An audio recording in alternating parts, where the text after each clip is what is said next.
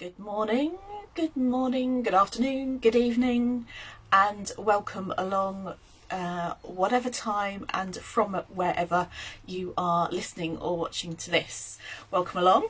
My name is Helen, I am the Authentic Celebrant, and today we're going to talk about imagining if you could be legally married anywhere. And I'm talking in the context of England and Wales. Because the law is such that at the moment you can't just get legally married anywhere you like.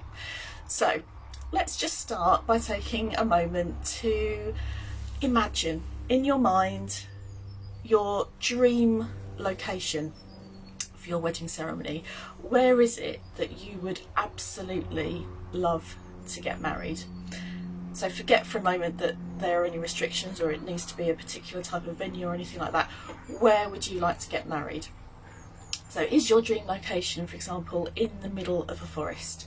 Maybe barefoot in the middle of a forest or with your welly boots on. Maybe your dream location is on the beach and you've just got this, amazing idea of the sun shining and the sand between your toes, and just all of that gorgeousness next to the sea. Maybe it's up the side of a mountain. Maybe it's simply in your back garden because you've got a lovely space with your house where you live, and that's exactly where you want to have your beautiful intimate ceremony. So you've got that location in your head, you know where you are. Now let's imagine for a second it's the day of your wedding. It's the day of your wedding ceremony. All your guests are arriving, they're all trickling in, they're all there for you, waiting for you. They're all taking their seats. What kind of seats are they sitting on? Are they all white, pristine, amazing, immaculate chairs? Are they hay bales with gorgeous throws or blankets on? Whatever they're sitting on, they're all talking. There's this really lovely buzz of conversation, gentle laughter while they're all waiting for things to start. Maybe your partner is already there at the end of the aisle waiting for you. Maybe you're both going to walk down the aisle together. Maybe there is no aisle at all. The choice is yours. So just stay with that for a second. Whatever you've got in your head, it might be something similar to some of the things I've described. It might be something completely different. That's okay. But at the end of the day, you're there doing all of that and all that gorgeous, beautiful scene because you want to be married to your partner at the end of the ceremony. And you're doing it because you want to be legally joined to one another. At the moment, as I speak, and it is the 26th of March 2022, in England and Wales, the marriage law is such that you can only have a legal wedding ceremony if that takes place in a licensed or approved premises or venue. Now that's usually something like a register office, or if it's a religious ceremony in a church or religious building that's registered to conduct marriage. It could be a local hotel or country house or that type of venue that have a special licence to be able to have legal ceremonies conducted on the premises. At the moment, it isn't legal to have that wedding in the middle of a forest or up the side of a mountain or on a beach or in your back garden. Now, having said that, it is relatively simple and cheap to do the legal bit, if you like. So I often liken it to having a baby. So when you have a baby, that's the main event. That's what happens. And then afterwards, you go off and you do the legal registration with the registrar. So in a very similar way, you can do the same thing with a wedding ceremony. You can have your dream location and your dream ceremony, do all of that stuff as you would and as you want, and then either before or after you can go through the process of legally registering your marriage, and you can do that quite quickly and simply. So it's perfectly doable. But actually, wouldn't it be amazing, and I think it would be amazing if you could actually just dispense with that completely and just be able to get married in your dream location with everything how you want it. Yeah, just gorgeous. And that at the end of that, you are legally married. You haven't got to think about going and do something before or afterwards. So you've got your dream location. You're all on track for getting all of that done. The reason we've got this system in England and Wales at the moment is because our marriage law is based on, essentially it's based on law that was created in the 1600s. The 1600s, okay? So I think society, and we've all moved on just a little bit since the 1600s. Arguably there's some sections of society and things that go on still today that we might think otherwise, but you know, in generally speaking, we've all moved on a little bit as a civilization. The most recent update to the marriage law in England and Wales was in 1994, which lifted certain restrictions around location and where a legal ceremony could happen. But we've still got this system where the place in which you get married holds the licence for a legal marriage, not the person who is conducting the ceremony.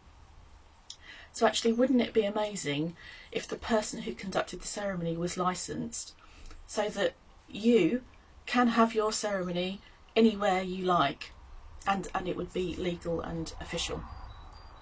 This is a system that works in other countries in the world, such as Australia, Canada, America, and there are other countries as well that have a similar system.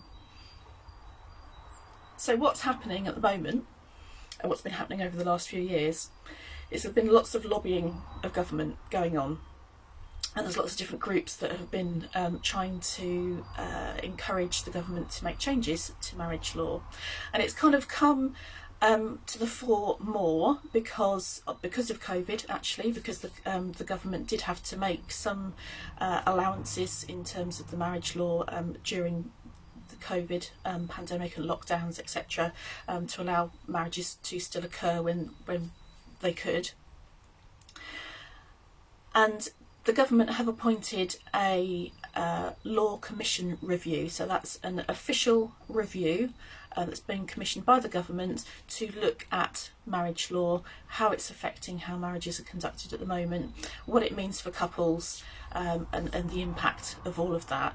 And actually, the government wanted to hear some recommendations about what could change, what changes could be made to make things better for couples and for the choice that you have for your wedding day. So that report and that research has been carried out over the last couple of years, and that report is now sitting waiting to be read out in Parliament and be debated by MPs. There's also a really great volunteer organisation called Give Couples Choice, the Give Couples Choice movement. You can find them on Instagram if you want to give them a follow. It's a movement created by celebrants to raise awareness of the changes that we would all really like to see on your behalf for the changes in marriage law. So, in addition to that as well, actually, I should just mention the professional trade body that I am a part of, which is the Association of Independent Celebrants, have also published a white paper. So they've published some of their own research about the changes that they would like to see for celebrants, for all groups of celebrants, to be able to conduct legal marriage ceremonies. So there's all of this stuff going on to try and help for the greater good for everybody, so that you have more choice and you can get the ceremony that you want for your wedding. And there are ways that you can help. As I just mentioned, there's the Give Couples Choice movement. They're on Instagram. They have a website, so if you want to go and have a look, look them up and give them a follow, see what they're up to, share their posts. Share any other posts on social media that you might see about giving couples choice or wedding law reform, and spread the word, get the word out there that actually we're really trying to make change for the benefit of everybody in this area. I will be publishing a blog post probably towards the end of next week based on what I've talked about today. So again, if you look at that and you want to share that blog post, get that out there, please do. If you're really feeling engaged and inclined, you can also talk to your MP, because MPs will need to know about celebrants and what can actually be achieved when they debate this this research and this review in Parliament. Unfortunately, a lot of MPs don't appreciate that there are different types of celebrants out there. If you've listened to any of my videos before, you may have heard me talk about, for example, independent celebrants and humanist celebrants. So independent celebrants are, as the name suggests, completely independent. We don't follow any particular set of beliefs or belief framework, and we facilitate all types of ceremonies, no matter what your religion or your preferences are. Humanist celebrants follow the humanist belief framework, so that they will be following that, and your ceremony will be in line with their ethos. The humanist celebrant group have been lobbying very hard in the past to have humanist celebrant marriage ceremonies made legal, but actually what I and a lot of other celebrants would like is for that change to include all types of celebrants, if that's something the government will allow. So get in touch with your MP, go and have a chat with them. You can get hold of them by emailing them. I think you can just ring them up and go and make an appointment to see them if you really want to. But anything that you can do to help us help you would be amazing. And hopefully, fingers crossed, maybe by the end of this year or early next year, we might be seeing some changes come through for the positive, that, as I said, give everybody an amazing choice to have their ceremony anywhere and for it to be completely legal. Okay, so that's all I wanted to share with you today. Thank you for listening or watching. If you want to find out more about what I do, just head over to the website, theauthenticcelebrant.co.uk. You can follow me on Facebook and Instagram. You can go and have a look at my blog posts, have a look at previous videos if you want to find out more. There's lots of different topics that I've been speaking about, and I'll be speaking about more in the coming months. So I'll see you then. Thanks.